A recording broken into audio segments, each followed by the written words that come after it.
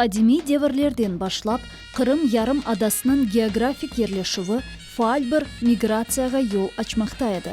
Бу ер этно-медени ве тыл ишбірлігінің нуктасы олған. Мында чышы дүния ве цивилизация темсилчилері каршылашып, ишбірлік япып яшаған. Олар арасында медени бірлешмелер юз берген. Ве әлбетте ки, бу ерлі сакинлерге де тесір етмемесі мүмкін дегеледі. Мында келіп яшаған чешет медениет сайыплері бин йыллар девамында бүгін Кырым татарлар деп білгеніміз миллетні мейданға кетірді. Кырым татарларының этник тарихы дегер халқларда олғаны кебі ғайет зенгендір. Халқымыздың шекеленуінде бір чоқ халк ве қабилелер иштирак етті. Бұл елелікнен Кырым татарларының менлігі, тілі, адетлері, табияты ве маишеті мейданға келді. Кырым татарлар 30 чешет этнос генезислерні өзінде ташымақта. Олар сырасында ең парлах олғанлары. Бутавр, кемерилер, скитлер, эллинлер, сармат, булгар, гот, гун, бизансылар, хазарлар, печенеклер, қыпчаклар, итальянлылар, адаклар, ордыжылар ве атта селжуклардыр. Кырым татар халқының бірлігіне бақмадан, Ошымды уч эсас субэтник группаға бөліне. Бу орта йыллақ, ноғай веялы бойлылар. Өз ара бу уч группа тыш көрініш, шыве ве базы фарқлы адатлерінен айрыла. Әлбеттіке, бу уч группаның яшаған бөлгелері де фарқланайды. Ярым аданы Эм Кырым ханлығы вақтында, әмде 1783 сенесі Кырым ишғал етілгенінден сон зиярет еткен саяхатчылар бұны таздықлайлар. Озының ішлерінде олар Кырым татарларының тыш көрінішы, адетлерінде олған фарқлылықларға диққат ете. Ақиқатінде ойлайды. Дах ве дах етігенде яшаған Кырым татарлар өзіні орта юлақ деп адландыралар. Олар эсасын Кырымның ортасында ерлешкен дағлы ве дақ етеге бөлгелерінде яшайды. Яни чөл тарафының дақ этрafына кечит ноқтасында. Адет үзіре бу Ақяр, Бақчасарай, Ақмеждет, Қарасу базар, Ескі Кырым ведігерлері сайыла. Кырымның дақ бөлгесі Уч Кырым дақ етегінден ибарет олып, ұзынлықта 150 километрны, чевречетте есе 50 километрны тешкіл етті. Мында тамыр халық пейда олып, инкишаф етмеге башлаған. Бу территория әр тарафлама дағларнен қаплы ве қапалы олғаны себебінден ерлі иялінің өзінің урф адетлері içerisinde инкишаф етмесіне yol açқан. Айнен бу регионда тарихи жеттен, меморий, алыш-веріш ве хожалық мерkezлері мейданға келді. Антик деверлерді Херсонес, орта асырларда Мангуб, Ескі Кермен, Кырым юрту вақтында Солхат, Қыркер, Кырым ханлығы вақтында есе Қарасу базар, Бақчасарай, Ақмеждет ведігерлері. Бу регионда ағыр этногенетик процесслер олғанына бақмадан, бұйық ихтимал ки оның шекелленілігінде бойлы этнослар иштирак етті. Таврлар, скитлер, сарматлар, аланлар, готлар, эллинлер, булгарлар, хазар, печенек, қыпчақ ве базы ерлерде черкеслер. Амма кетірілген малюматлар эксретнен бірлештірілген малюмат деп сайылмақта.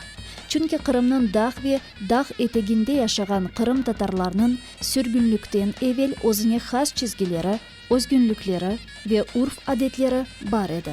Ве мында о яда дигер миллетнің базы бір фарқлы чизгелеріні көзлемек мүмкін еді. Малюм олғаны кебі орта юлақ субэтносының шекеленмесінде бұйық рөлні готлар, эллинлер ве қыпчақлар ойнады. Қыпчақлардан тил, эллин ве готлардан мади медениет ве авропалы юз чизгелері кечті. Готларның тәсері Эсасин Бақчасарай районында яшағанлар үшін олды.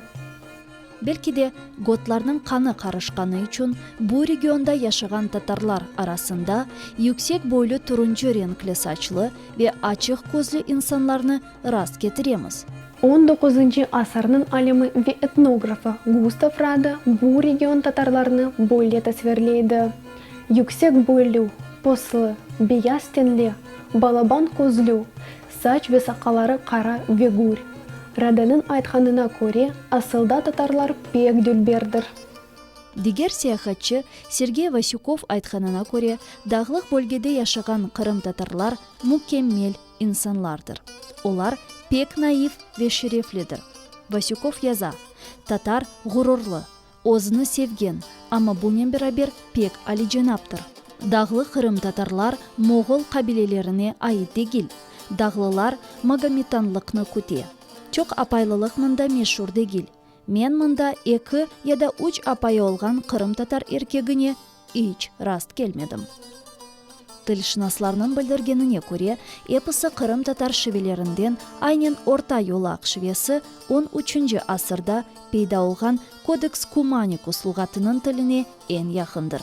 Қайт етмелеке айнен бұл луғат üzerінде қырым татар земаневи тілі esaslanған. Малум olğаны кебі қырым татарлар даханлык дәверенден evvel араб урфатыны қоланайды. 1919 сенесі латин урфатына кечтілер. 1937 сенесі ise кириллицаны алмаға мecbur oldılar. Elbette ki соңғы реформа телге менфи шекilde tesir etті. Сүргінліктен evvel қырым татарлар құрған evlerni бірчок тәқиқатчылар готларның evlerine ошата. Ama mında bütün regionu kenede birleştirmek mümkün olmaz. Misal olarak şarkı bölgedeki evlerde büyük teraslar mevcut. Onların damları tizdir. Hususan bir katlı taştan evler kurula eken. Cenubi Garbi bölgede ise ekseriyetten evler 2 katlıydı. Birinci kat taştan yapılgan, ikinci kat ise tahtadan. Bu evlerden dülber, balaban tahtadan yapılgan çatıları var eken. Qırımның dağ ve dağ etегенде yerleşken evlerinin özüne has hususiyetleri бар еді. Ekseriyetten 2 katlı evler kurulgan. Onların damlarını yerli çamurnen yapılgan, keramitten kaplı ekenler. Evnin orta ogünden ketkenimizde mutfakны көреміз. Ondan sonra ise ekseriyetten odalar yerleşiydi. Bir Kırım tatarının evinde hocalık aletleri, mahsullar ve diğer ihtiyaçlar için bir oda var eken. Mında ekseriyetten şarap için basılgan yüzümler, arpa buğday, turşular, kurutulgan et, sepetlerde ise taze meyve ve sebzeler tutulaydı. Adet üzere evnin 2. katında ayrı odalar olgan, kapılar verandaga çıkaydı. Ekseriyetten 2. katını insanlar tek bahar ve yazda kullanganlar. Çünkü mında soba yok edi. Kerek olsa ise kışta 2. katını ağaç kömürleri taşıgan mahsus küçük sobaçıklarının kızdırganlar. Belbek ve Kaçı vadisinde yerleşken evlerinin de özüne has hususiyetleri var eken. Mında sanki dersin bir maksız evler kurulaydı. Onlarını çatap ev dep adlandırganlar. Onlar kalın emen terегенден yapılgan tahtalarından kurula eken. Böyle evler Bahçesaray'da da rast gele, hususan Sarlı Çeşme mahallesinde. Bunun beraber Büyük Özenbaş, Küçük Özenbaş ve Kökkoz kasabalarında da rast getirmek mümkün. Evvel ezelden dağ bölgesindeki evler yakından bakanda öyle de balaban dekiledi. Galiba Dülber Mimari Leyha evinin şekili ona böyle büyüklük görünüşünü beriydi. Dağ eteklerinde yerleşken bazı bir köylerde dağ ve çöl mimarcılığı karışkan evlerini de rast getirmek mümkün edi. Misal böyle vaziyet Karasuv bazarda mevcut eken.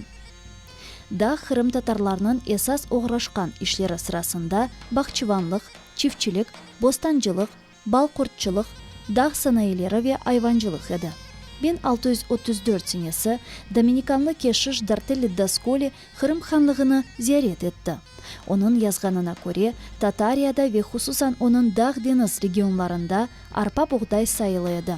Bu sebepten mında yerli sakinler özleri otmek ve çeşit undan gıdalar yapaydılar ve hatta bu mahsullarını Konstantinopolis'e satkanlar.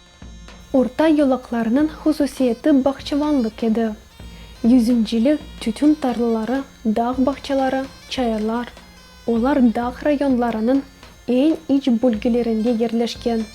İnsanlar olarını solamak için keramet borularının mahsus suv keçetlері yaratхан.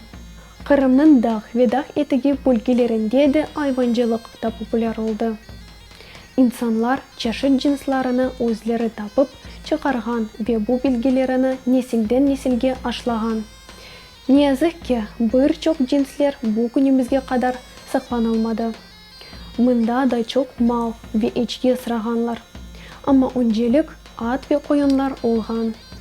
Kırım tatar atları meselesine kelgende, herkes tarpan atlı at cinsini akılına getiriyor. Ama mında daha bir dağ cinsi var idi. Bu atны küçük olsa da pek kuvvetli olarak tasvirli edilir. Bunun beraber onu diğer atlardan ayırgan esas hususiyet bu, onun şorbaşısına pek sadık olganı edi. Onu hiçbir vakit hocalık ihtiyaçlarında kullanmaganlar ve hiçbir vakit bağlamaganlar. Bu, yakın dostuna ihanet olarak sayılayken. Orta yolaklarını da dep adlandıralar. Tarihçiler ale da ne için aynen bu söz kullanıla karar berip olamadı. Popüler versiyalardan biri bu sanki hanlık devirinde tat sözünün İslam'a kelgen Hristiyanları adlandıra ekenler. Ama kenede bu sadece bir tahmindir. Bugünkü programa sonuna geldi. Men bir yana görüşkenci dostlar.